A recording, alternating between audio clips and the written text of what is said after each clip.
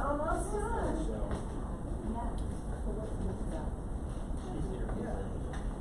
Oh, and that's published in the site. Cool. Okay, so we're part of it. We'll learn about some of the things and stuff. I missed you. I was talking about you yesterday. I hope About you my know it story. was wonderful. Well, I don't know about wonderful, but It was. Okay. All right.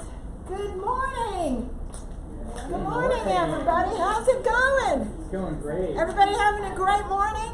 Yes. Well, guess what today is? Coffee. Coffee Talk. It's Coffee Talk, and today I am so excited.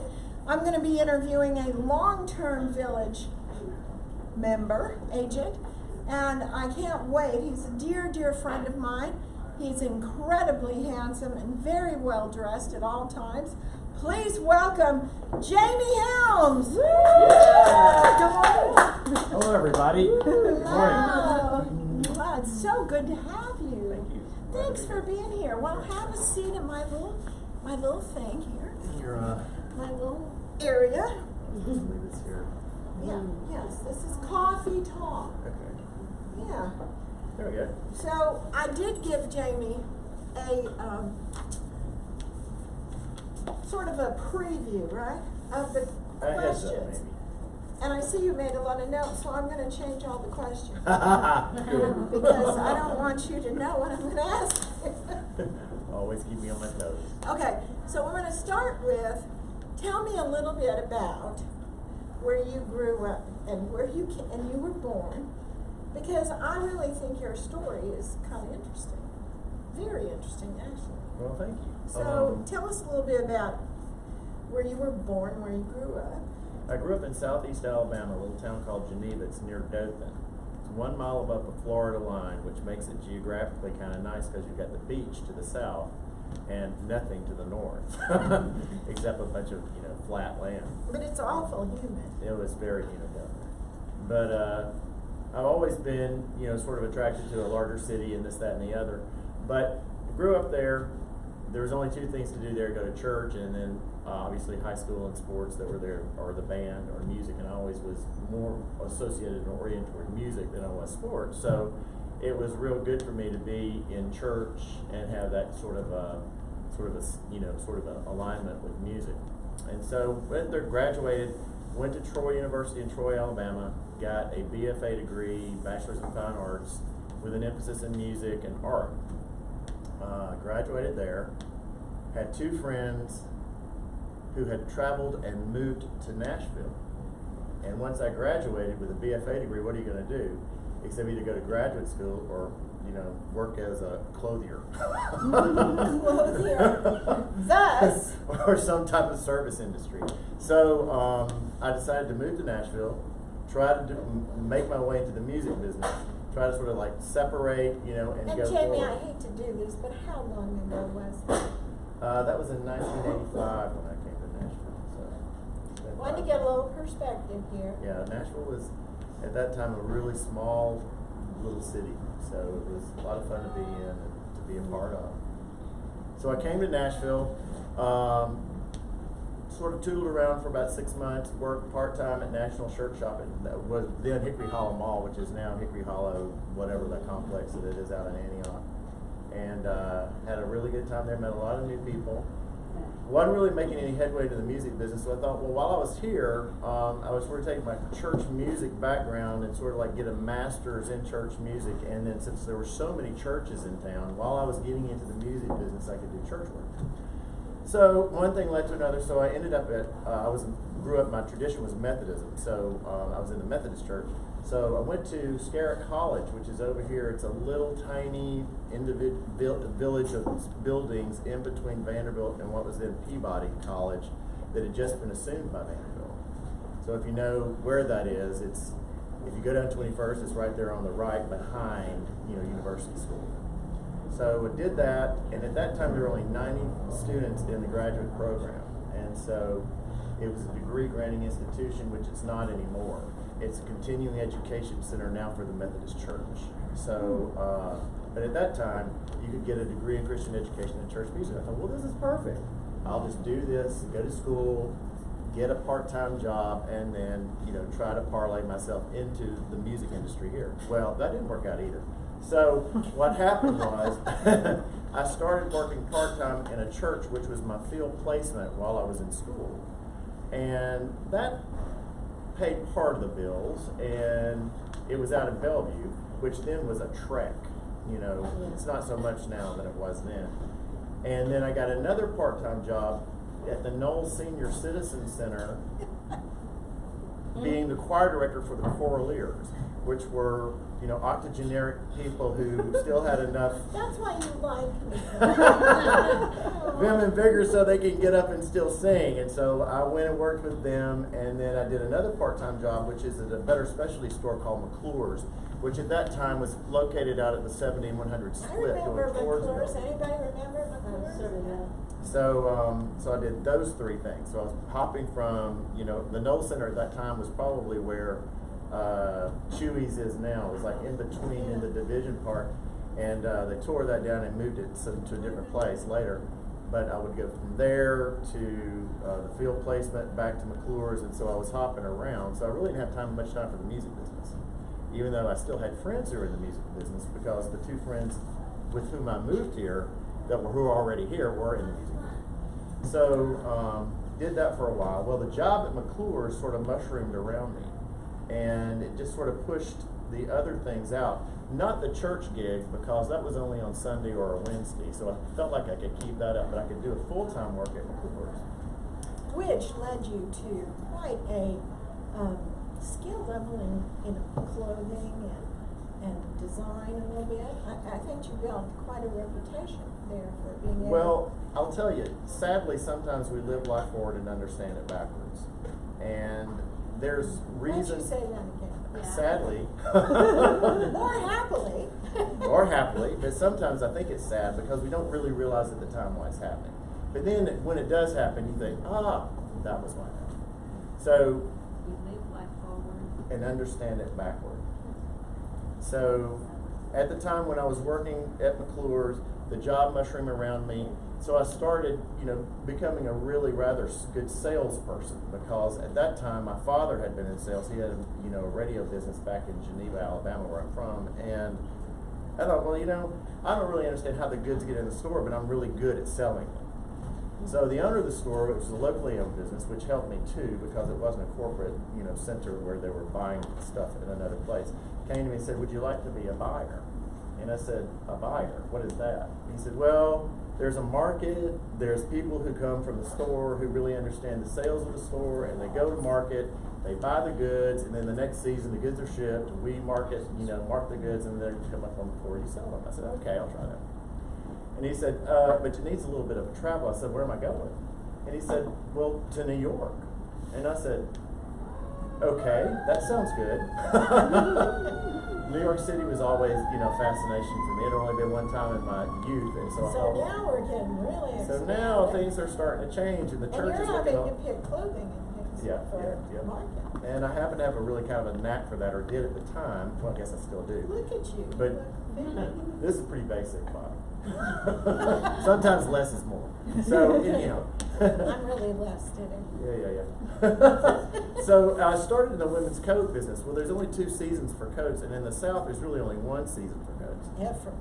So the fall season was huge. So in the spring, I would go to New York, buy the goods, ship them back, or they'd be shipped back in the fall, have them made, Did that well, mushroom. He said, "Why don't you become the ladies' shoe buyer?" Well, I didn't know anything about ladies' shoes. I didn't know, I just knew that, this looks really good on your foot. Okay, I'll take it. That kind of thing. So anyway, that mushroomed around me, so I started doing the men's clothing buying for the store. So I was in New York once a month. And then something else happened that sort of made it almost like the perfect place for me, was that I got to go to California 4 times a year. And so for me, who had never been to Los Angeles, once I finally made it there, I know I'm jumping ahead a bit in my story, but California for me was a very life-changing experience, and I don't know, because I was a big movie lover. I always loved George Harrell prints from the 30s, black and white movies, big sort of budget films. I've always been sort of, you know, almost drawn to that. And once I got to California and had a part, that was sort of a fulfillment for me. So the way that things sort of happened, how I got to this place, which we'll get to, you know, in a moment. That's where the pattern lied, and so, or that's where the pattern was. But it's such an exciting story in how you came from this little town in Alabama and became so cosmopolitan in a way in your ability to interact in these big towns and cities, and it's pretty exciting. And you have quite a flair for design and architecture. Well, I think too. And where do you think that comes from? Well, I'll be honest with you. Not like I was saying, Alabama. no. But there was something that happened that when I got on an elevator for the first time when I was a kid, and there's not many buildings in South Alabama that have elevators anyway, but there are a few hotels down at the beach that did, and my parents I had a home down there, so we would always travel down there. So, you know, where is Jamie? He's probably riding the elevator. Really? And so I always had, you know, tall buildings always sort of, you know, intrigued me. And when I was in New York, that fulfilled, I was always enamored by glass and steel. And so for me, that was a time that I could fulfill all these sort of like architectural fantasies, and, you know, going to LA and being about the movie industry and fulfilling all that kind of stuff with the big wardrobes and all the fashion that happened there. I was always sort of like taken in by that. Yeah. And that's why we have so much in common. Yeah. I think. Why and when did you decide then, from all of that, that real estate was going to be the next adventure? Well, When was that? So that here we happened are, in- we're traveling all over the... I'm going all over the, you know, anywhere. Just having the best time with my job. Loved it better than anything. But as Nashville changed, so did the retail industry change. And even though we were a better specialty store, which happened to involve, you know, women's, children's, and men's carriage trade business, designer goods, the retail market was changing a lot. Nordstrom was about to come to town. All this stuff was changing. And so the family who owned the business at that time started getting really outnumbered in their inventories. And the fact where the new goods, they couldn't get rid of the old goods, and the new goods started becoming less and less and less, and we're trying to sell older goods, so we're becoming like a discount house. So the bank, who had always funded the family's business, has said, okay, look, y'all are way out of whack on your inventories. Y'all are going to have to start putting your own money into the deal. Well, they weren't about to do that. So, because they had made tons of money in the past, and if they started doing that, they felt, well, this could bankrupt us. So basically what they decided to do was to close the store. Well, I was probably given maybe a month's notice that was going to happen, and I was in the middle of a $25,000 kitchen renovation in my house over at Brookside, and I'm thinking to myself, what am I going to do next? And my neighbor across the street had lost her job about 4 months prior to that, and we had such a great relationship, and I told her when she lost her job, you really ought to get into real estate because you look like a real estate agent. And at that time she said, I don't know, maybe. And so that was Virginia Deckerberg. That's good. And so Virginia said, you know, why don't you come with me? Why don't you come over, you know, get a real estate license, come over to Village. And she had just like done 2 deals at that point, and that was 4 months into it. And I was thinking, well, I got to do something. You know, I don't really. What year was that? That was probably in 2001. And she said, well, you know, just give it a shot and see if you like it, and maybe, you know, just go to the class, get your license, and then just, you know, she said it's kind of easy, you know. I said, okay, So great. you great, chose great. Village because Virginia was here. Exactly. Because I didn't really know, you know, like I didn't know when I became a buyer exactly how this worked, but I thought, well, I'll go to class and just see. So that happened in May. I had my real estate license in August, and I joined Village in August, just basically because Virginia was here. And that was, I didn't even go to any other real estate companies. I just thought, well, she was here. Mark was mighty open. At that time, we had probably 25, 35 agents. at the 1912 building downtown, or down on 21st where the teepee is now for Florida Georgia Line deal. And so, you know, I thought, sure, why not? And so I borrowed, I paid for the kitchen renovation. I basically took out every bit of money that I had in insurance, just ceased everything to get as much cash as I could to float me until, you know, the deals started happening. And then by friends. When did you buy the house up on the hill? But that wasn't until 2005, I guess. Was it? Yeah. But that's, you know, that sort of is, when I got into real estate, it started doing this back in that day. I mean, it was huge. And not only that happened, but what had changed downtown was that the zoning downtown had changed so that people could live downtown. And Viridian had been announced that it was going to be the first residential tower to be built downtown. I thought, well, this is great. Glass and steel, just like And New an York. A elevator. huge elevator with, you know, this view of the very top floor. So I got, you know, 16 of my people with whom I worked at that time. Sphere of Influence said, this is happening. Y'all need to get into it. At that time, you could get a reservation there with $1,000. Just put $1,000 down, sign the reservation, and boom, you're in. So I had like 17, 18 clients who bought down there, who ended up closing pretty much. So that was Pretty exciting. Yeah. It was exciting times. However, you have experienced some difficult times well, yeah, in Nashville. yeah. And I know personally your life has been absolutely perfect, with absolutely no bumps or anything, right? Yeah. Well, No problems. there's been a few problems, but nothing that, you know, a lot of prayer didn't help. We got through it. And friends. And friends. So, but tell us about the difficult times in Nashville. And there's been several that we've weathered. How did you weather? I mean, You know, I think, everything was great until it wasn't. yeah. And it really wasn't as bad as it could have been, but it was still a I've real never shock. experienced a downturn in real estate. You know, I'd never known what that was like for, you know, to be making, you know, huge amounts of money and then all of a sudden, boom, you're making, you know, 10% of what you were bringing in, but your bills were still the same. So that was 2008. When 2008 came, everything sort of came to a screeching halt. And so that was hard to, for somebody who's not really that organized and that well adjusted about keeping things, you know, saved up. That was Most hard for me. realtors. And we just had a blast, you know, during the time before 2008. I wasn't really prepared for it. And so, unfortunately, you know, it came to a screeching halt. And the thing that I think that kept me going business-wise more so than anything else was I was consistent with my marketing. I do some marketing pieces, which Well, one let's is talk about that. okay. I love your marketing.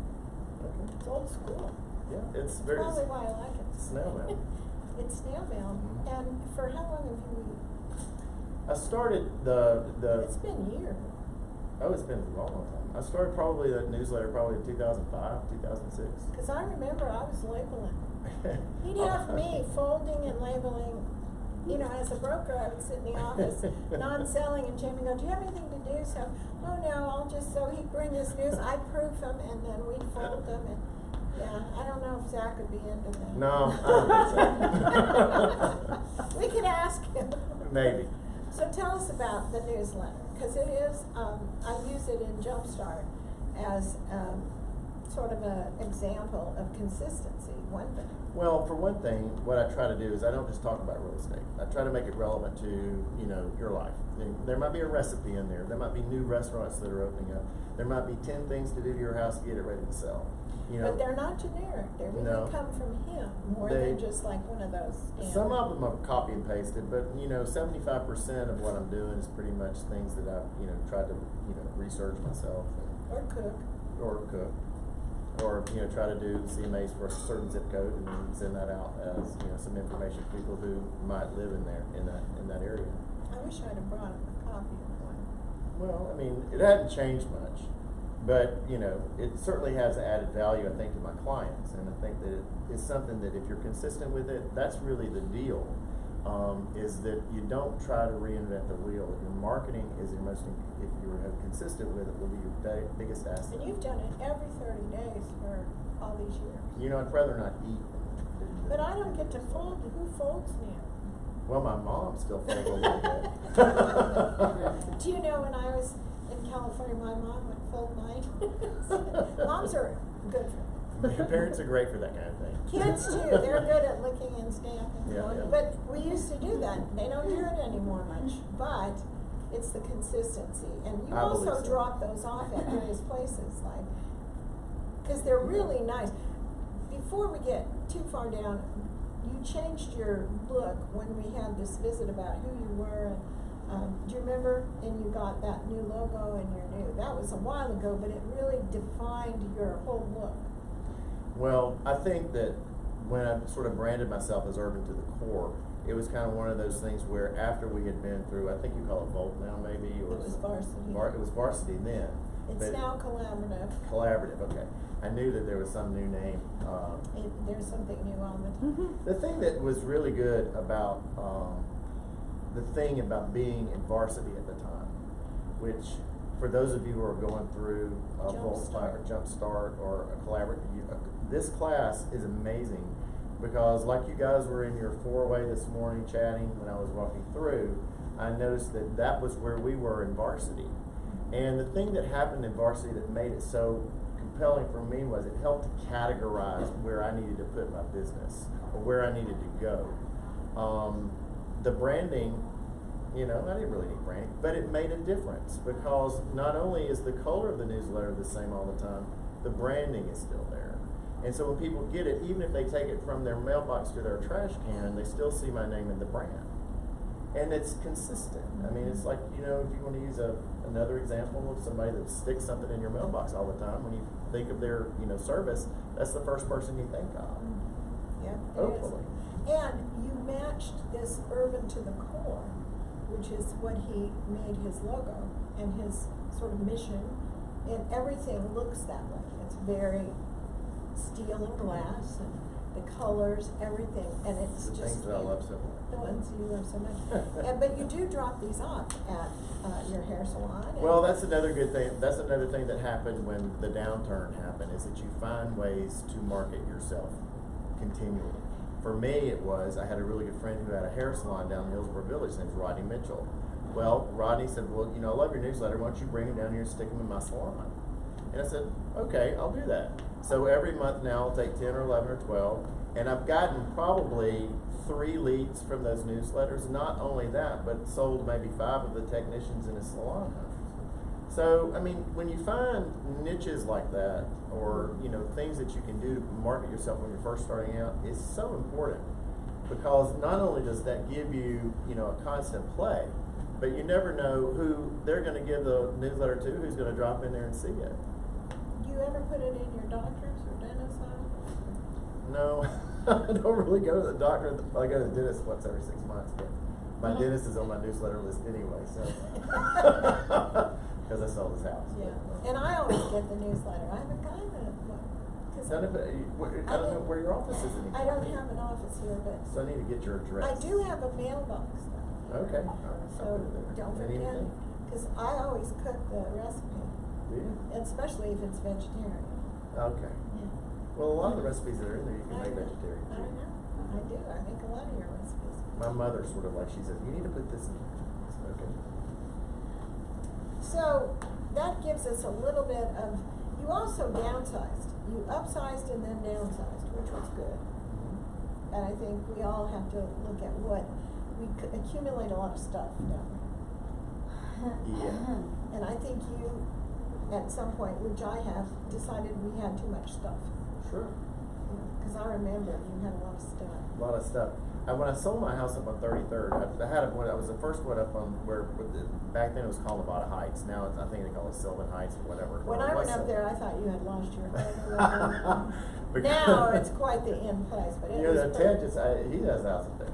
So, a builder, one It of the looked a builders little with whom I rough. worked at the time, it was on, I never will forget, we were at my house over in, I just got in real That was estate. what, Who was the builder?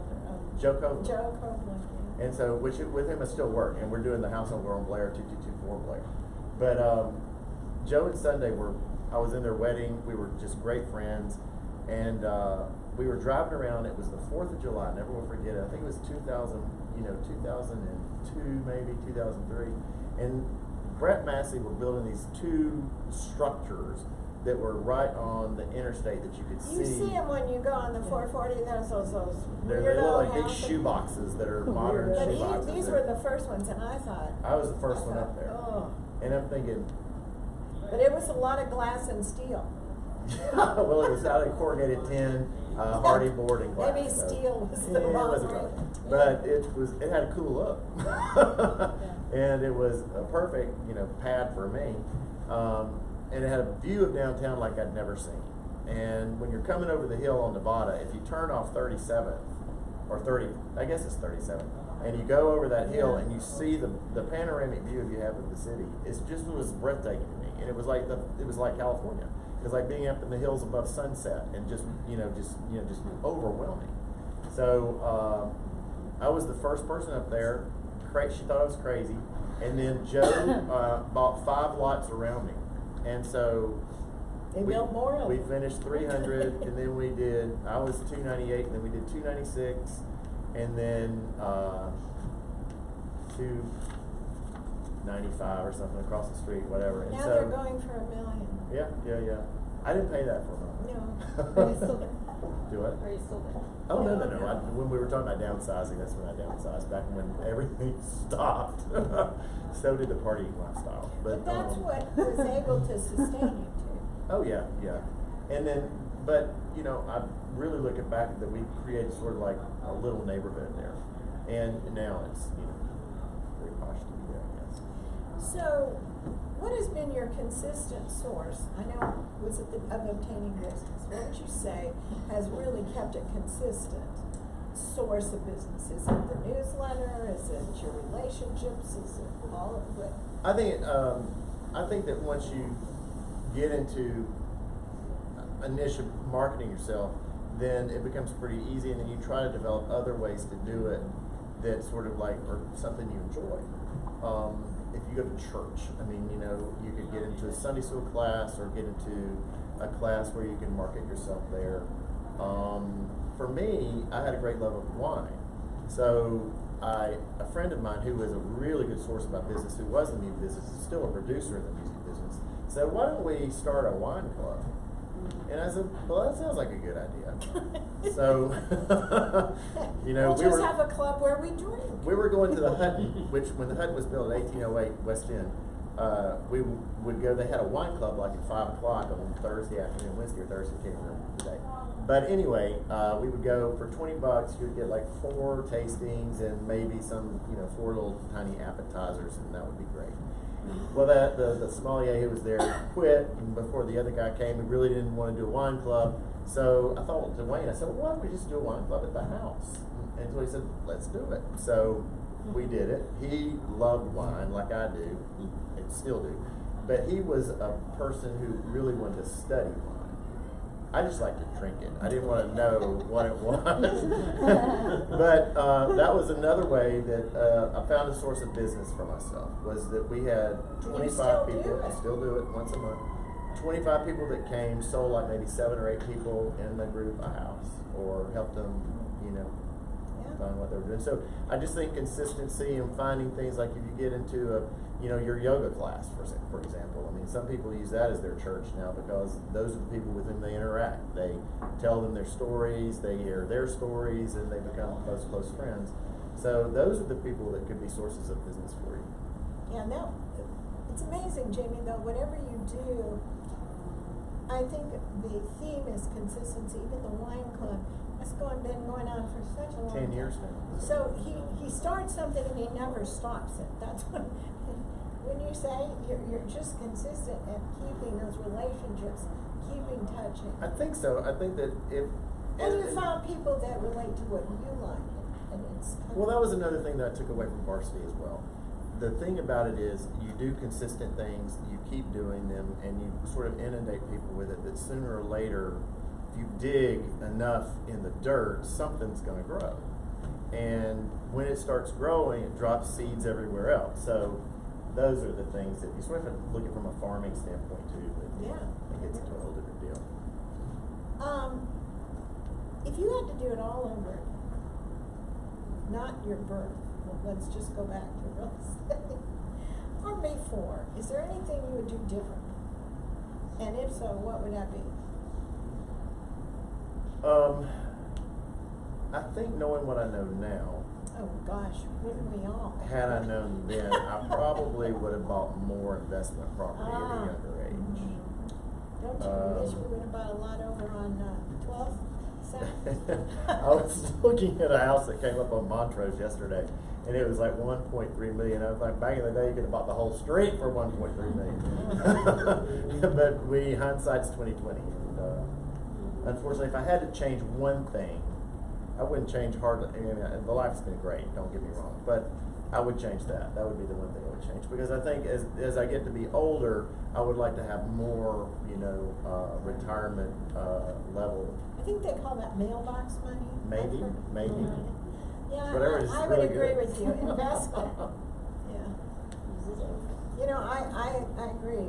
Somehow, as realtors, at least I haven't invested as much as I think we should have. But anyway, who has been the most influential person in your life, and then the most influential person, I'm throwing another one, in business, in real estate? So, and maybe they're the same. Well, And we want names. okay. I think for me, as far as both, I guess would be life, and as far as my business would be Mary Frances, because Mary Frances Rudy owns Rudy Title. She and her children do. She's been a constant champion for me. She's always helped me through any kind of problem I might have had in real estate from a grassroots perspective, not from a knowledgeable person as far as like the semantics of this, that, and the other, just a business pretty much. And she's given me a lot of advice and a lot of direction that has always helped me to make a better choice.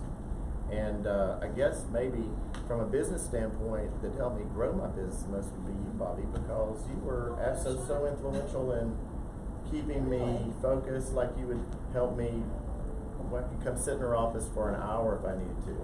And she was always willing to chat with me, talk with me through stuff, and there's a great amount of information in her head. And so she was always willing to chat. Always, as I got this problem, that you've been doing this for so long, you should know this by now. But that was never the case. She never made me feel that way. So. Well, I'm honored to be in the same You are. thing as Mary Frances. So, She's a very special these two lady. ladies were most influential women, I guess I had because we've been together so many years. Oh, that made me teary. Oh well. No. Okay. What would you say has been your most successful tool for obtaining business? And maybe we've already talked to it. Would you say it's the newsletter? Sure, pretty much. Yeah. That's, if you had to pay, I'm not a team. I never have been a team. I mean, I did the level of business that I thought that I could handle without trying to, grow it with 2 or 3 buyer's agents and this, that, and the other. And I think that's great. But for me, I started really kind of late because I was probably like 40 when I started. So it was kind of one of those things where I did the level of business that I could do for me to sustain the lifestyle that I enjoy. And it's been perfect for that, perfect from that standpoint. How do you not get overwhelmed? Because I talk to agents all the time that their business is growing, and at some point they get to the point where, especially now, I've talked to 2 or 3 just yesterday, I don't know how I can keep this up. I've got more business than I'm overloaded. How do you do it, Jamie? I think that everybody has the same amount of time. I mean, you do, I do, everybody in the world does. And the thing that really helped me was, and I go back to varsity, which I guess, whatever the class is called again now, and the time blocking was the best thing that I ever learned how to do. And I don't adhere to it all the time, but it's like if you go up to my desk now upstairs, there's the time block right there, and it's tattered and it's torn, and but it's the same original one that I started with. and it's color coded, you know, when you're supposed to have your spiritual awareness, you can do your newsletter, you know, pay bills, you know, that kind of stuff. And it becomes a little bit more of a regimented kind of deal, but you don't always have to adhere to it. And what I mean by that is, you're going to be out showing property, you're going to be doing this, that, and the other. You can't always do everything that's on there. But what it does for me is keeps me focused. And so when you have your downtime and you have some time that you can sort of sit down and do it, it's a good way to get everything done at once. Wow.